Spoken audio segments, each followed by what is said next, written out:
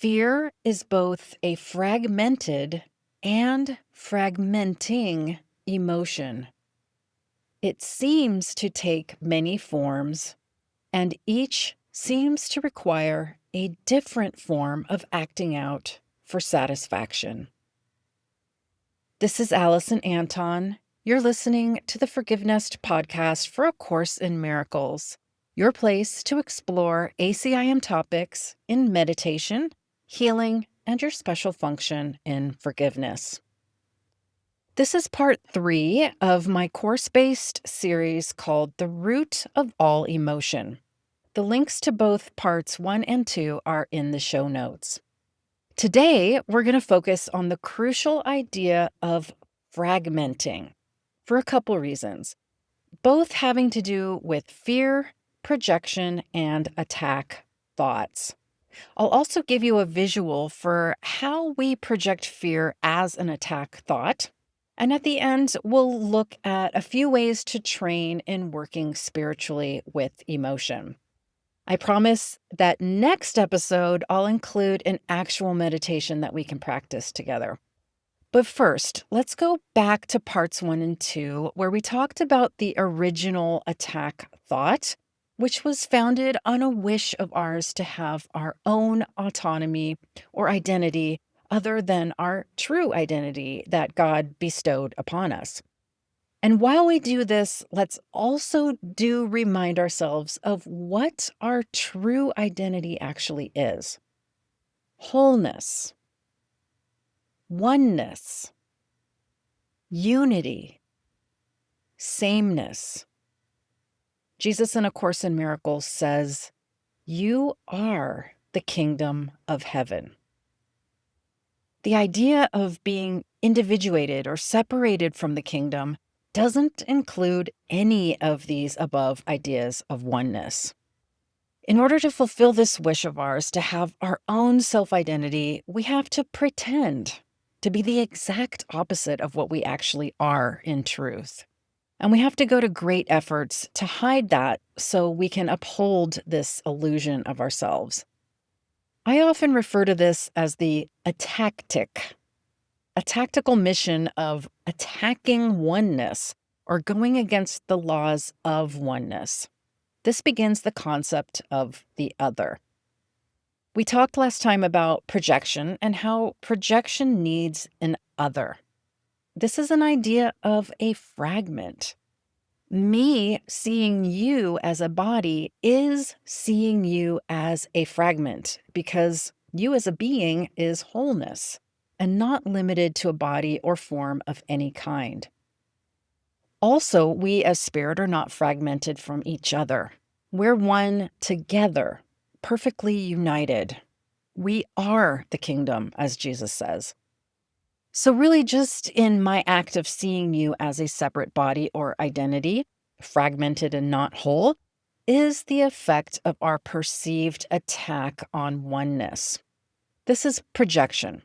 My own fragmented vision projects you as being fragmented, and so of course sees you as fragmented. There's a lot more to this, a tactic of projection, but for our purposes, let's stop there and say that this way of perceiving produces tremendous fear and guilt. If you need to, you can replay parts 1 and 2 at double speed. I actually did that myself just so I could remember where I left off from last time. Now's where we come back to our opening statement about fear and fragmentation, the one I said we're focusing on for this episode. Fear is both a fragmented and fragmenting emotion. It seems to take many forms, and each seems to require a different form of acting out for satisfaction. According to A Course in Miracles, all afflicted emotions are fragments of one emotion, fear. But also, the very idea of attack thoughts is an idea of fragmenting. We just talked about the fragmented aspect of fear, how it stems from a perception of fragmentation. We perceive fear when we perceive ourselves as fragmented. And that's why fear is in itself a fragmented emotion. But Jesus says it's also a fragmenting emotion, meaning when fear is projected outward, it continues to fragment further and further. Fear seems to take many forms, and each seems to require a different form of acting out for satisfaction. Fear's fragmenting nature seems to explode into thousands of variations, the shrapnel of fear, so to speak. These forms of fear, of course, are rage, terror, grief, jealousy, passion, humiliation, longing, needing, craving, depression, vengefulness, aloofness, pride, arrogance, and so on, just to name a few. We said last time, the Buddha said there are 84,000 afflicted emotions. All of them are part of the illusion of attack, the atactic, as I called it, because all of these forms of fear that we project outward are going to be seen as coming at us. But this isn't to say that everyone else isn't playing this game too. In this illusion of attack that we're all in, the people we see do have attack thoughts. The Course is clear that pretty much everyone's playing because we're all perceiving an illusion where fear and attack are the engine and the MO. What Jesus is asking is that we learn to see this illusion of attack for what it is, so we can stop. Out of two people attacking each other in thought, someone's got to be the first to stop.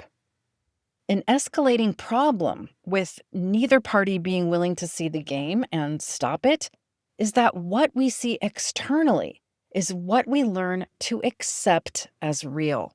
That's the nature of projection.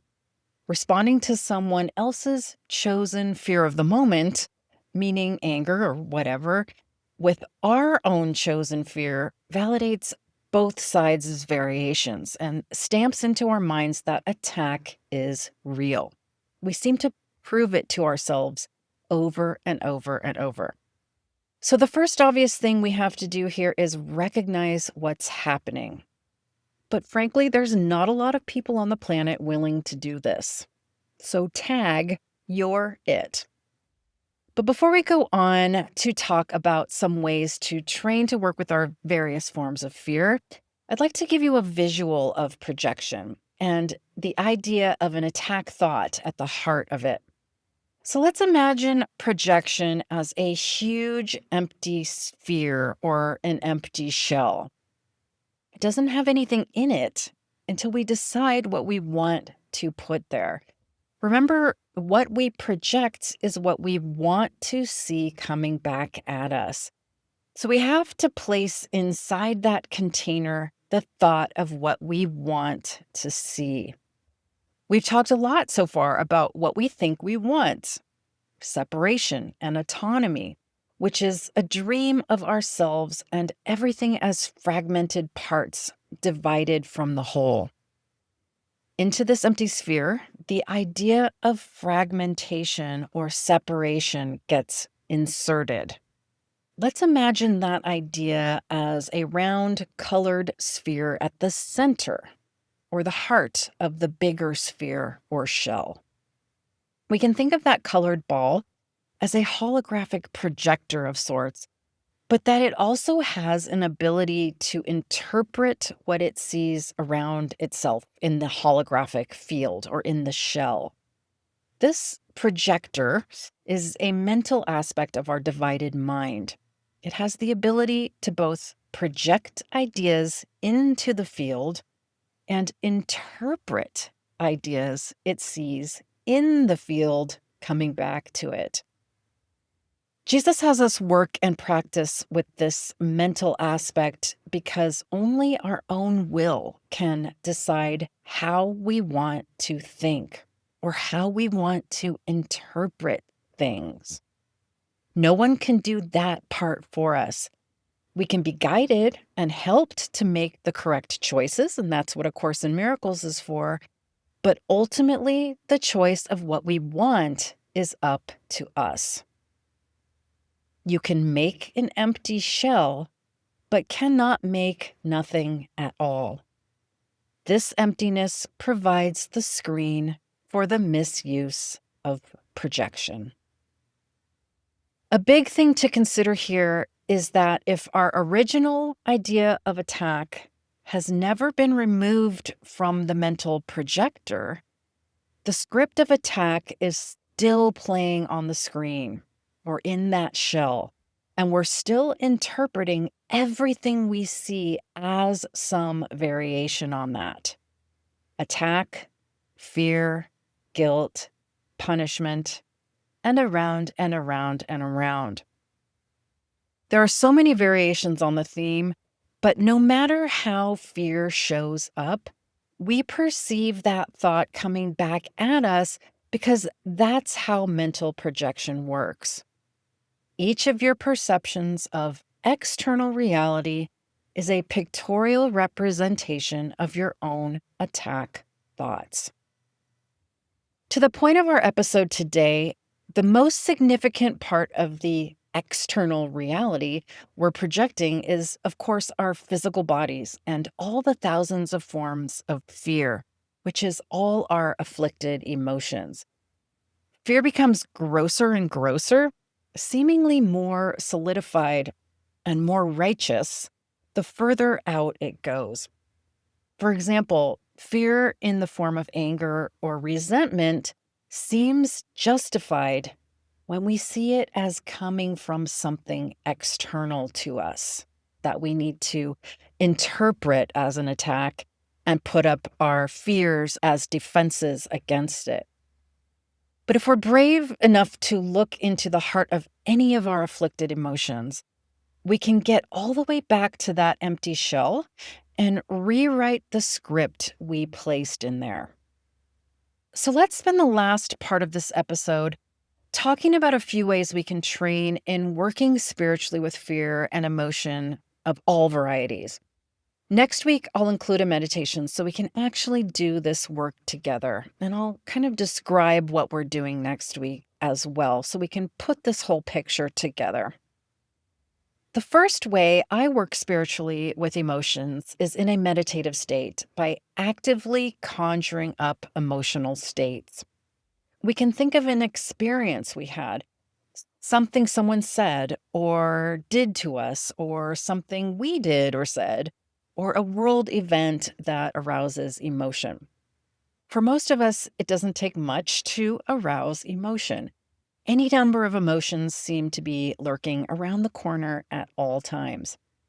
But even so, in practicing this way, sometimes it can feel like there can be a bit of artificiality about it because when we enter into meditation at our allotted time, let's say in the morning or the evening, we might not already be triggered by anything we can put our fingers on, or we're not in a state of emotional upheaval. And so in this case, we need to recall things to provoke the emotions. What arises from the recall are very real emotions. So that part isn't artificial at all. But for some people, the very process of sitting down to conjure emotion when they don't seem to have it in the first place can feel spiritually counterproductive. Why stir up something disruptive when I'm not currently stirred up or I'm not currently disrupted? But the idea is to use our meditation as a practice session because, like I said, any number of emotions are lurking right around the corner at all times. Jesus says in Workbook Lesson 21, you will become increasingly aware that a slight twinge of annoyance is nothing but a veil drawn over intense fury. Remember, we're not out of the woods on days we wake up feeling good. So even though we're working here with emotions in a semi-controlled way, there's no difference actually. Emotion is always on the rise from the storage container of fear deep below the surface of our conscious mind. Each of us has propensities for certain ones, and it's almost predictable that they will arise again at some point. The other way to work with emotion is what could be thought of as response to temptation. How to work with emotional reactions as they naturally arise in our day-to-day lives. Response to temptation is a huge aspect of the practices of A Course in Miracles. Most workbook lessons include a couple longer practice sessions on any given day with something to say or do on the spot in response to our reactions as they arise. For me, as a meditator, I try my best to get myself into a deeper or longer meditation space as soon as possible after intense emotions arise. That's part of my response to temptation practice. But as we all know, as lay people, that often doesn't happen. That said, as course students, we should all be moving toward 2 meditation periods per day, once in the morning and once at night. That's another topic, but there's just so much we can do in those longer sessions. A couple things can be accomplished if we can get ourselves into a meditation space to work with emotions that both arise on their own or that we conjure up or postulate. One is, of course, that we're actually working with our emotional state in a very direct and conscious way so that we can transmute them. And we'll talk more next time about how we do that. We actually don't have to change the emotion necessarily to transmute it, or the behavior or our actions that come from that emotion. Of course, we have to be aware of that, but instead, we recognize the thought and work steadily over time to change that thought that's under the emotion.